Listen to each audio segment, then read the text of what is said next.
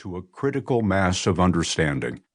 In every language, in every heritage, in every time, the longing question is the same. What is the meaning of life? Earlier that morning, I had noticed an open letter by Antoine Larice in a Paris newspaper. His wife, whom he described as the love of his life, was among the murdered. Larice addressed his letter to the terrorists, writing on behalf of himself and his 17-month-old son. "You will not have my hatred," Larice wrote.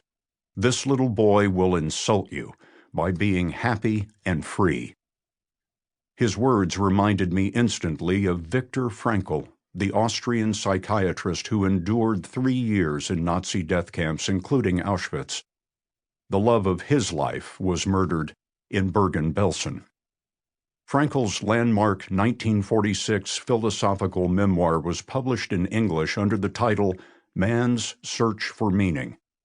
Frankl wrote, "Everything can be taken from a man but one thing, the last of the human freedoms, to choose one's attitude.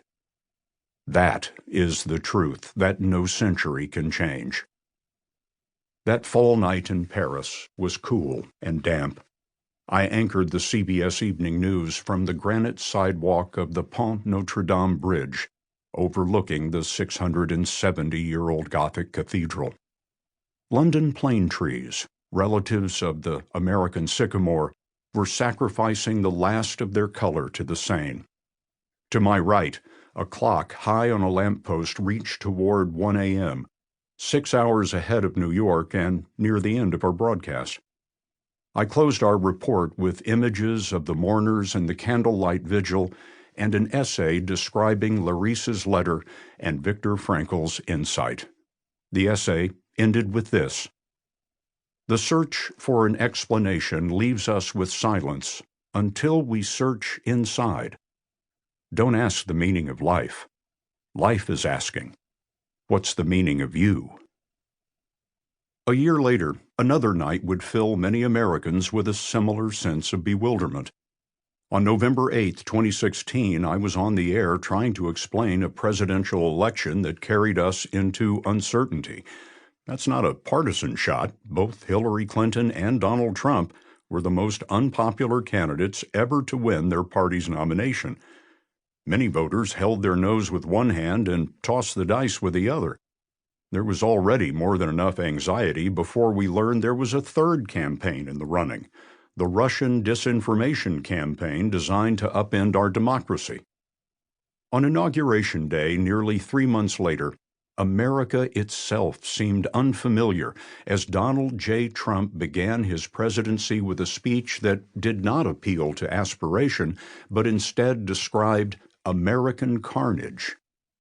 In his first years as president, he tore at the Constitution that he had sworn to preserve, protect, and defend. The American system of justice was a joke and a laughingstock in the president's estimation. Americans working in journalism were described by President Trump as the enemy of the American people. Imagine what citizens of Russia and China would give for independent, generally reliable information, and for courts that are among the most transparent and least corrupt in the world. Even Mr. Trump's supporters admitted that many of his attacks and aspirations were untethered to reality. Mr. Trump was the first presidential candidate to take advantage of the great paradox of the information age.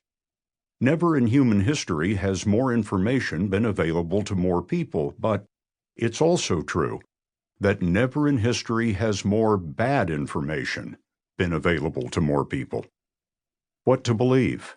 Whom to believe in? Viktor Frankl's answer, restated 70 years later by Antoine Larice, is to believe in our ability as individuals to triumph over fate.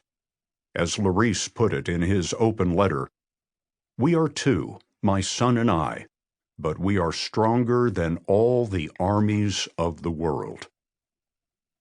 I have discovered that strength in extraordinary people that I have met while traveling in a world of inspiration. You'll meet them in each chapter of this book. Some are famous, most are